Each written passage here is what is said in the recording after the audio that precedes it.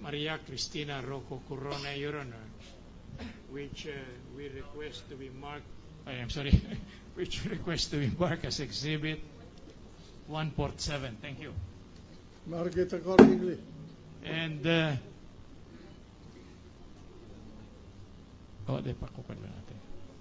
now what is this document, certification dated July 17, 1980? Ano po yan? Sorry. Oh, thank you. Thank you, Brad. Thank you. Ano po yan?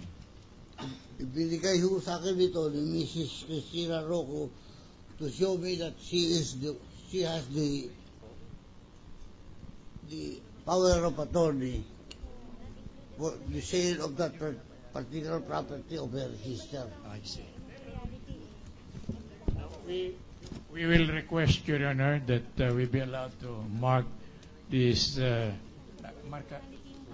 document identified by the witness as Exhibit 148 for the defense, Your Honor.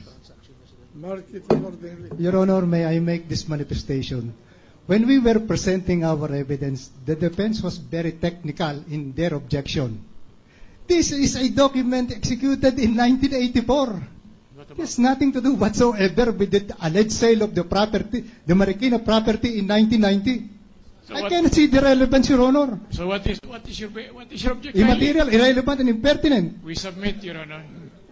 Counsel. That I not even covered my cross-examination, Your Honor. I cannot understand when we were presenting. They were very objecting left and right. Because all your questions are objectionable. No, the questions are also objectionable. Let the witness answer, and I told you already, counsel, for the prosecution, that's proper for recross. You can ask him additional cross-examination question, and then you bring all of these things out. For heaven's sake. Proceed.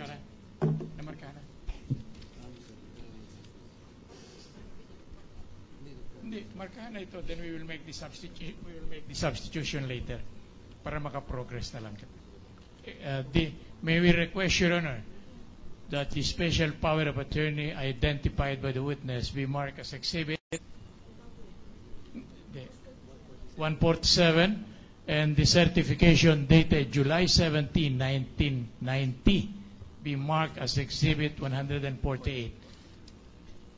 We will have them Xerox, Your Honor, and we will request for it to be allowed to substitute Mark the it same. accordingly. Wala na. Oh. We are through with the witness, Your Honor. All right. Recross. Now, you asked all your questions to clarify things that you wanted to object. Usapan natin dito ay yung deed of sale. Di umanong deed of sale na di umano'y binenta ni Maria Cristina Corona ang kanyang lupa sa Marikina sa inyo noong 1919. Di po ba yun? Opo. Paano po nasama itong si Miriam Rocco? Kasi dito ko nilagay yung aking bahay. Dito ko nilagay yung aking bahay. Occupying the Miriam property and the Rocco Miriam and Cristina property. So, yung pong bentahan na yun ay magkaibang dokumento. Ganun po ba? Magkaiba ho dokumento. Ngayon po, Mr. Witness, kanina po doon sa redirect examination, may narinig ako sa inyo noong 1992, may 1 milyon kayo dahil nagbenta kayo ng property sa 1 milyon sa Quezon City. Totoo po ba yun? Hindi lang 1 milyon, 3 kalahati. 3 kalahating milyon po. Ganun po ba? Opo. Hindi lang 3 kalahating milyon. Mr. Witness, kanina po, nung tinanong ko kayo, sabi ninyo ay kaya hindi nyo napalipat sa pangalan ninyo dahil wala kayong pambayad ng transfer tax. Opo. Tama po ba yun? May 3 milyon po kayo noong 1990. Kinumpute po namin ang transfer tax. Noong 1990, lumalabas po na 2,599.92 pesos. Abay, paano po ba nangyari yun? May 3 milyon kayo, yung halagang wala pang 5,000, hindi nyo mabayaran. No basis, Your Honor. That's proper. Let the witness answer. Kasi kaya nawalan ako ng pera, nagpatayo ako ng bahay. And it cost me so much, yung gastos ko, yung renta ko sa bahay, na inuupahan ko during the construction of my house, hindi ko sumapat. Kaya ubusan ako ng pera, pambayad ng transfer. Hindi po ba totoo, nung 1990, nagbayad kayo ng real estate tax na nakakahalaga din ng 2,594 pesos and 88 centavos? Opo.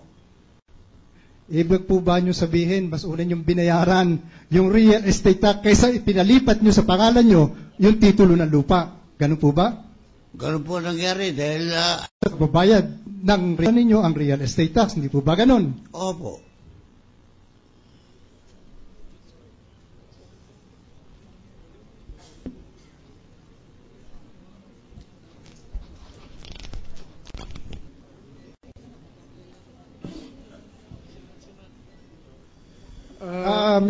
Go ahead. Go ahead. Sabi po ninyo, kayo ay nagpatayo ng building noong 1990. Totoo po ba yun? Bayo. Building. Ito pong building na ito, di po ba totoo, ay idineclare ninyo for tax purposes. Opo. Idineclare ninyo. Ito po, meron po akong kopya ng certified copy ng tax declaration number E0017-136042. At nakalagay po dito sa bandang baba, may box po dyan, doon sa printed word na building, merong X. Okay. Ito po ba ang tax declaration ng building ninyo? Opo. Bahay yan, bahay. Bahay. Hindi building. Nasa inyo nga.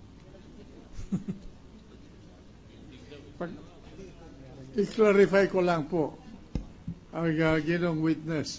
Ang benta ni sino ang notaryo doon sa pagbebenta ng lupa ni Miriam Rocco? Bali, isa huli na, and the other one, yung kay Christina. Kasama sa isang kontrata sa pagbebenta? Hindi ho, dalawa ho yung aking deed of sale. Kaya nga, yung kay Maria, yung pagbebenta ni Maria Cristina Rocco Corona ng 7 parselang lupa ay ang notaryo publiko Miriam Rocco. Can I check my record, sir? Sa iyo. Can I check my record? Sige. Rico.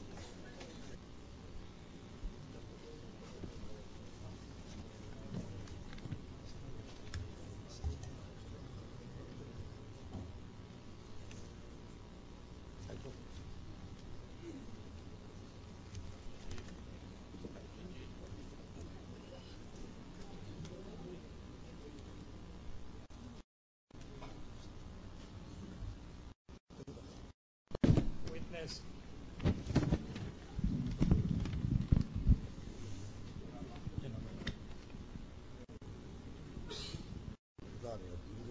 Rich also, Attorney Montoya. Kasama mo rin si Mrs. Corona nung nagpunta kayo kay Montoya. Opo. Magkita yung 7 parsela at nung ibinenta yan kay Miriam Corona. I will check it. Magkaibang araw. Hindi ko ba matandaan? Anong petsa nung bentahan ninyo ni Miriam Corona?